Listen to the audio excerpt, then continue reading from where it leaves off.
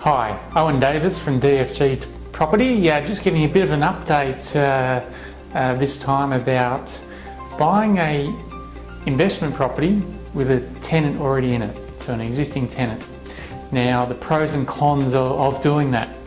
Well, the first obvious positive one is that you've got an existing tenant in there with cash flow from day one.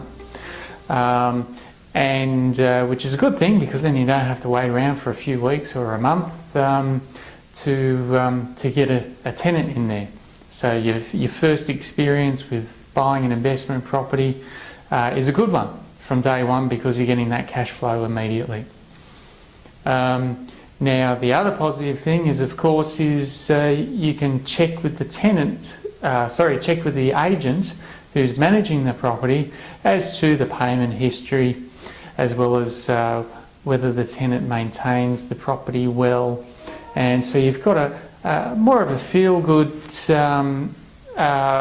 approach of whether that property will be good with that tenant in it, especially if you're a first-time investor. So always a good idea as a first-time investor, see if you can find a property with an existing tenant in it. But of course, with any good points, there's always some negative points. And the main negative point can be that the current market rent might be under market.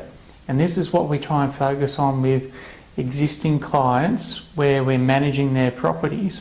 We want to make sure that the tenant is paying a current market rent, because when you go to sell and you've got an investor looking at it, if the current rent isn't at market rent, then it can be more difficult to sell to an investor. So as an investor buying, you want to make sure that the current rent is at market, so you're not losing out on any cash flow then. And then, of course, your other negative thing is you might be inheriting a bit of a bad tenant situation. So that's again where you can check off with the current managing agent on what their rental history is like, and in terms of paying on time, and then of course in terms of maintaining the property. And of course you'd be able to get a bit of an idea on that while inspecting the property. So they're the main things to look out for with both the pros and cons of buying an investment property with an existing tenant. So a few good and a few bad as well. So, but if you take those into account, you should do okay. All right, that's it for today.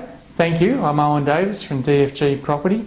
If you have any further questions or queries about that, please contact us on our website, www.dfgproperty.com.au. Thank you. Until next time. Bye.